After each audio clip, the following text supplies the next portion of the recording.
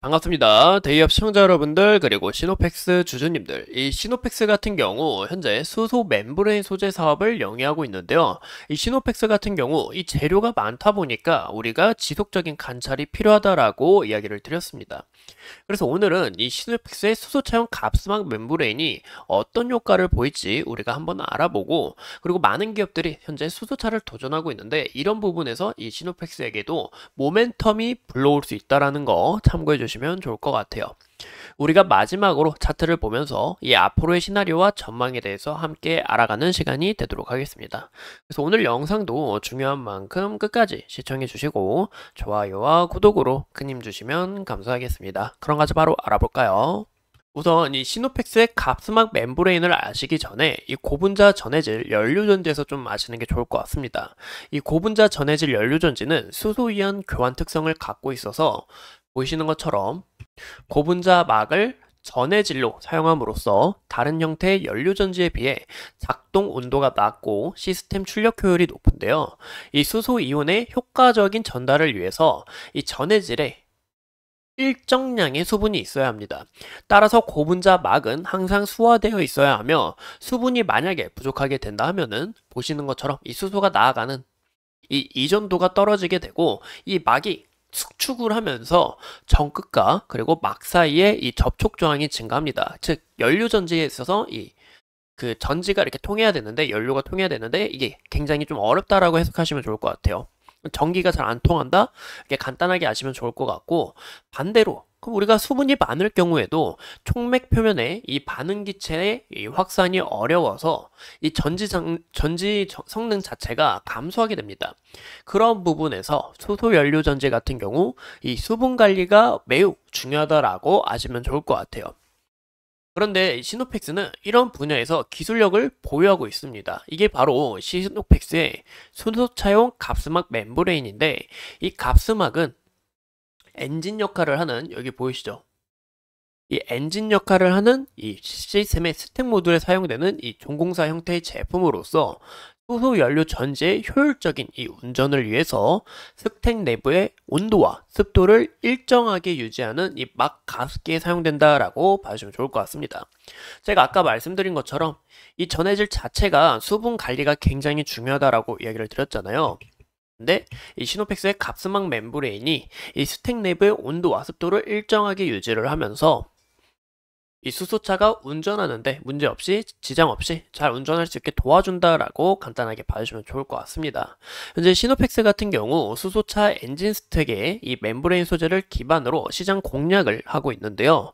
현재 시노펙스는 중국 수소차 연료전지용 갑스막 사업의 성과가 서서히 나타나고 있고, 또 이런 수소차 시장 성장에 대응을 하기 위해서 갑스막 생산 시설 또한 이 FPC처럼 이 자동화 시스템을 구축했습니다.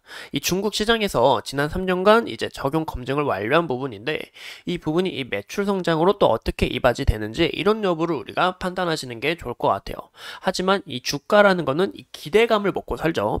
그래서 시노펙스가 이런 수소차에 굉장히 필수적인 이 갑스막 멤브레인을 사업을 영위한다라는 이슈가 부각이 될 경우에는 이런 기대감으로 주가가 상승할 수 있는 요인이 된다라는 거 참고해 주시면 좋을 것 같아요. 현재 이를 바탕으로 보시는 것처럼 뭐 현대차 그리고 뭐 토요타, 혼다 또한 이 수소차에 대해서 많은 사업을 영위하고 있습니다. 우리가 이 사업을 빨리 개발을 해서 우리가 수소차 또한 이 시장을 점령하겠다라고 좀 봐주시면 좋을 것 같은데요. 이제 현대차가 이제 저희 우리나라의 이제 대표적인 그 나라니까, 이제 자동차 회사니까, 이 보시면 이 FCEV라는 이제 수소 연료 전지 차량으로 이 수소와 산소의 화학 반응을 통해서 이 전기 모터를 구동하는 방식입니다. 이제 탄소 배출이 전혀 배출이 안 되기 때문에 이런 부분에서 유리하다라는 부분과, 또 이제 자동차 같은 경우 이제 지속적으로 연락이 나오고 있죠. 연락이 아니라 이제 이슈가 나오고 있죠. 뭐 연료 전지부터 내연 기관까지 한국 그리고 일본 수소차 경쟁이 격화될 부분이다라고 이야기가 나오고 있습니다. 근데 무엇보다 이 중국 내에서도 이 수소차 경쟁에 의해서 굉장히 많은 신호를 기울이고 있다라고 봐주시면 좋을 것 같아요. 그래서 이런 부분에서 이 수소차가 현재 개발 상황은 어렵지만 추후 좀 기대감으로 또 한 번 더 기대를 받고 좀 좋은 흐름을 나타내 주지 않을까라고 현재 이런 그림을 우리가 생각해 볼 수 있다라는 거 참고해 주시면 좋을 것 같습니다. 또한 우리가 이 수소차나 뭐 전기차가 지속적으로 이제 주목이 될 수밖에 없는 이유가 바로 탄소 배출을 막아라, 이상기후 극복이라는 이슈가 좀 부각이 되고 있죠. 이 환경 오염에 관해서 지속적으로 이슈가 나오고, 우리가 이 전기차와 수소차를 지속적으로 발달을 하고 이 상용화하려는 목적이 또한 이 탄소 배출권을 막기 위해서, 이 탄소 배출을 막기 위해서라고 봐주면 좋을 것 같습니다. 현재 이상기후가 지속적으로 증가를 하면서 이제 올해 난리냐 와도 더 더운 더위가 온다라고 현재 이렇게 내놓고 있는데, 이런 분야에서 이 탄소 배출을 막기 위해 이 전기차나 수소차는 지속적으로 주목이 될 수밖에 없고, 이 시장이 어떻게 성장하는지 우리가 이런 요소를 좀 눈여겨보시는 게 좋지 않을까 싶어요. 현재 이 수소 같은 경우 이렇게 수소 탱크가 있는데, 보시면 수소가 안에 가득 들어있고 이제 압력으로 꽉 막아서 새어나지 않게 이제 이 수소를 이제 배달한다라고 봐주시면 좋을 것 같습니다. 근데 이제 여러분들이 좀 간단하게 아시는 게, 뭐 수소가 뭐 산소를 만나거나 아니면 뭐 불을 잠깐 만나면 팡 터지는 게 아니야라는 이런 위험성에 대해서 좀 걱정이 많으실 거라 생각해요. 하지만 이 수소차에 들어가는 그런 수소는 또 이제 다른 그런 형태를 이루기 때문에 우리가 이런 폭발성에 대해서는 걱정을 덜 하셔도 된다라고 봐주시면 좋을 것 같습니다.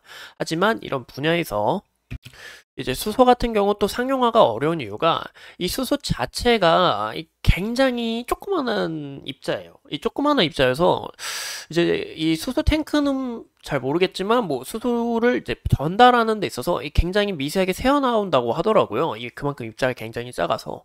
그래서 이 수소 연료 전지 탱크도 오래 쓰지 못하는 이유가 이 미세하게 나오면서 서서히 갈라진다고 합니다. 이제 저는 이제 그런 내용을 좀 찾아봤는데, 이런 분야도 있고 또 수소 자체가 이 상용화가 되게 어려운 부분이 이제 굉장히 비싸기도 하고, 그래서 이런 부분에서 뭐 수소도 정말 종류가 많잖아요. 뭐 그레이 수소, 뭐 그린 수소, 블루 수소, 뭐 화이트 수소, 뭐 블랙 수소, 이 굉장히 많은데, 이런 부분에서 이 수소가 또 어떻게 발달을 하냐, 그래서 이런 분야에서 시노펙스가 어떻게 주목을 받냐, 이런 여부를 우리가 판단하시는 게 좋을 것 같아요.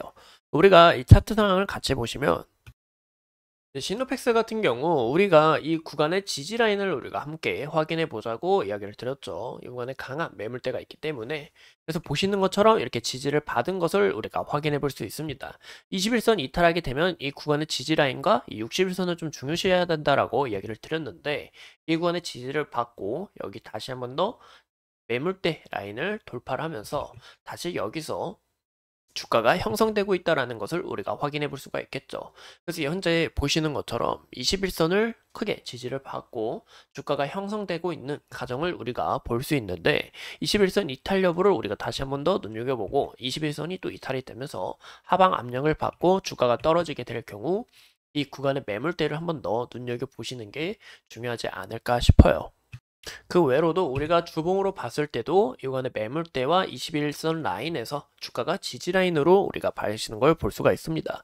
그래서 이 구간도 우리가 이 지지 라인으로 생각할 수 있다는 것을 확인해 주시면 좋을 것 같고, 무엇보다 보시는 것처럼 이 구간에서 현재 물량을 어느 정도 소화하고 다시 주가가 형성되고 있는 과정을 우리가 확인해 볼 수 있는데, 이 부분에 따라 시노펙스 같은 경우 올해 이 삼성전자 관련해서 이슈도 정말 많고, 또 삼성전자 2분기 이 잠정 실적에 대한 기대감도 우리가 눈여겨볼 수 있고, 그리고 6월 달에는 반도체 필터와 혈액투수 필터 관련으로 이 매출 성장이 또 이루어질 수 있기 때문에 이 가치 자체가, 이 밸류 자체가 상승할 수 있다라고 이야기를 드렸죠.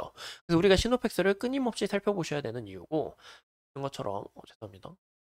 일부러 차트를 크게 보여드릴게요. 잘 안 보이셔서. 여기서 물량 어느 정도 좀 소화하면서 다시 한번 더 이렇게 돌파하는 구간이 중요하다라고 볼 수가 있는데, 아마 이 구간대에서 저항을 막고 주가가 내려가지 않을까, 저항을 크게 받지 않을까라고 확인해 볼 수 있을 것 같습니다. 이 구간과 잠시만요. 이 구간대를 한 번 더 잠시 돌파를 하고 여기서 한 번 더 저항을 막고 어떻게 소화하는지, 이런 과정이 중요하다라고 볼 수 있을 것 같아요.